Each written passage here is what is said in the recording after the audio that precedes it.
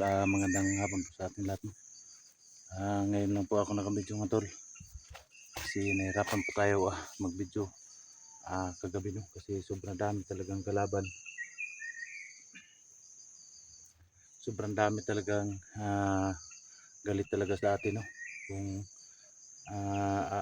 inayawan natin si Boss Jojo yung yung sabi niya bigyan daw niya ako ng 50k buwan-buwan. Tapos may bigas pa daw sa pamilya. May mga pagkain pa daw sa pamilya. Yung 50k na buwan-buwan mga tol ay ano lang yun, sa akin lang yun. Pero iba daw yung ano sa pamilya ko. Kaya kahit anong gagawin talaga ni Boss Jojo, hindi talaga ako papayag. Kasi galing na tayo doon sa bundok no. Palagi na lang tayong nagtatago. Wala tayong ginawang mabuti kundi manakit ng kapwa-tao no. Yung mga inosenteng tao sinasaktan ng mga bandido. Alam nyo naman dati isa rin akong bandido. Napakasama ko dati. Pero ngayon nagbagong buhay na ako.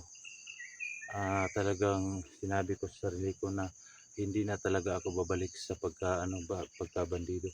Kasi naawa na po ako sa mga tao na walang kamalay-malay na dinadamay ng mga lahat ng mga kalaban natin, ng mga bandido, yung mga bata.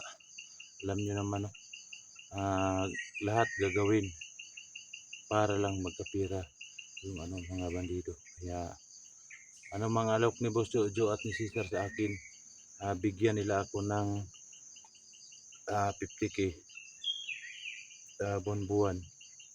Tapos gagawin akong kanang kamay ni Boss Jojo. Pero hindi ko yan tinatanggap.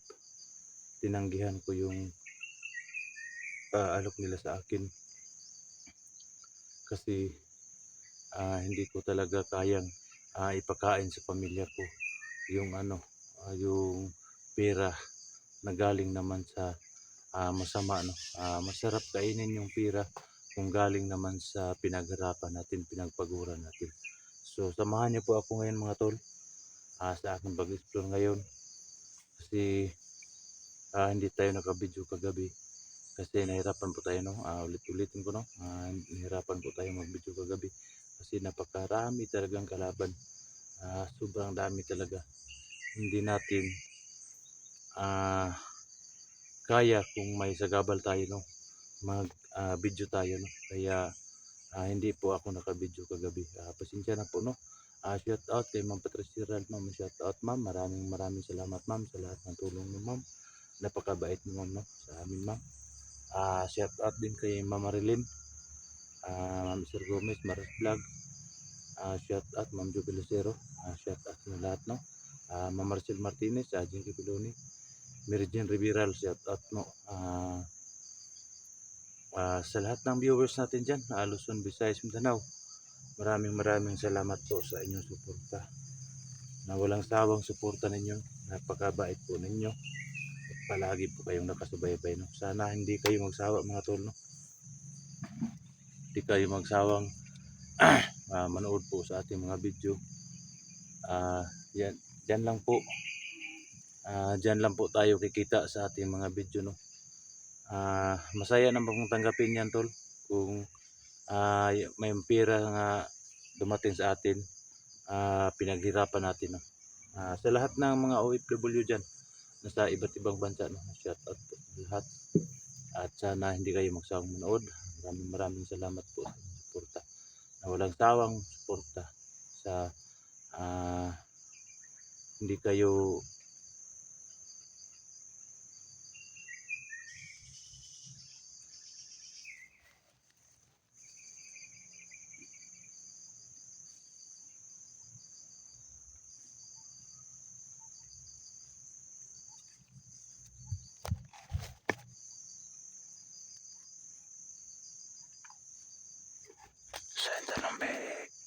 parang narinig akong boses tol no.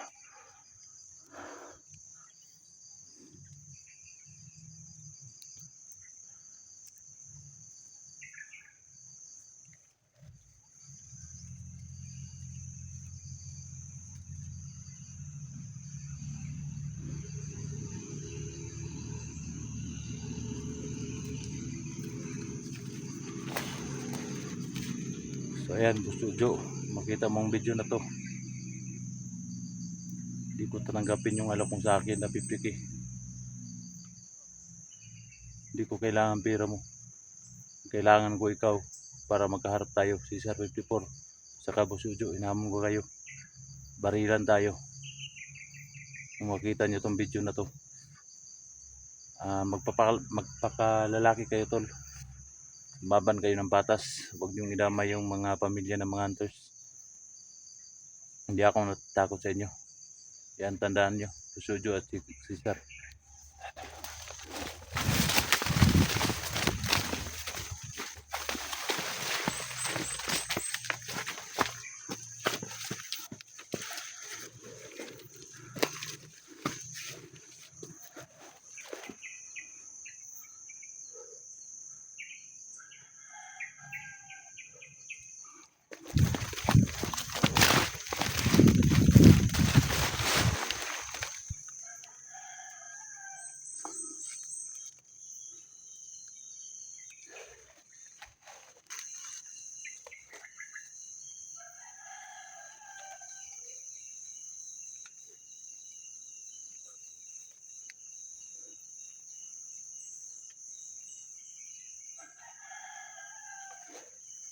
Sentol.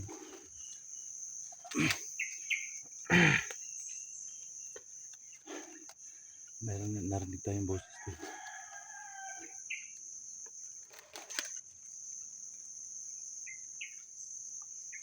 Huwag lang tayong kumpensa dito. Alam nyo mo. Nag-isa lang po tayo mag-skip. Support pa mga tol sa ating maging channel. No skip and ads lang mga tol. Malaking tulong na po yung sa atin.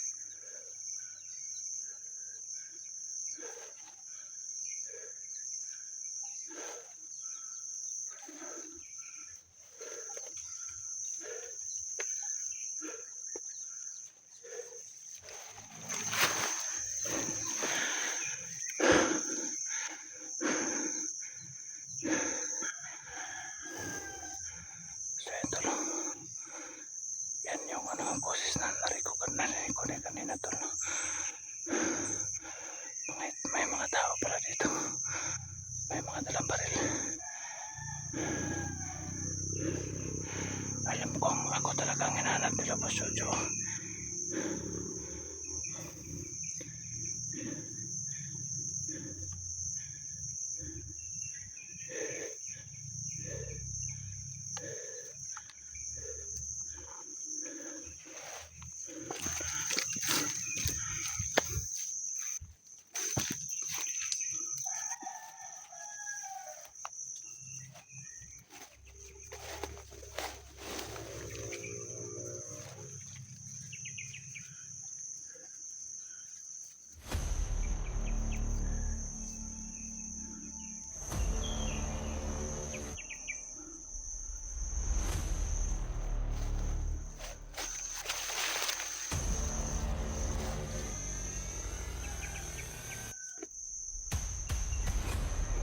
Hoy!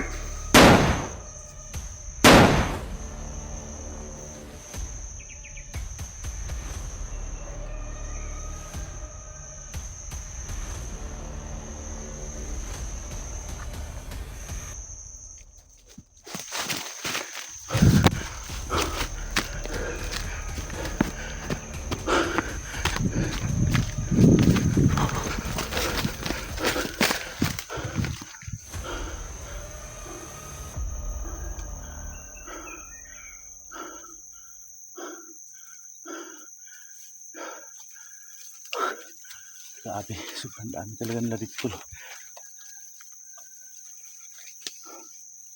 Hindi natin nasaan to, no?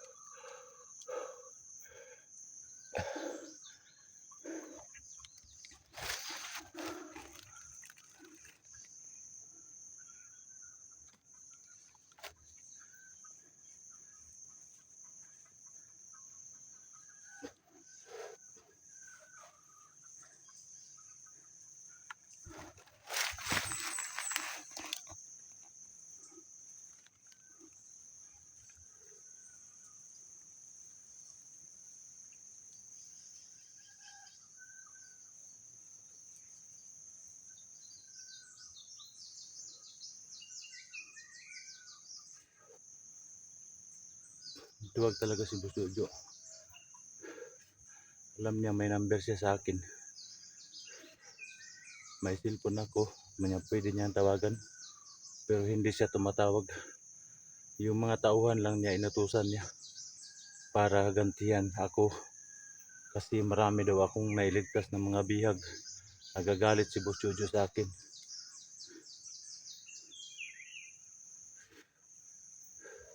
Hambog talagang Boss Jojo na yan. Hindi lumaban sa akin. Wala namang problema sa akin, tol. Kung sabihin niya na magharap-harapan kami. Okay, cool ako sa kanya, tol.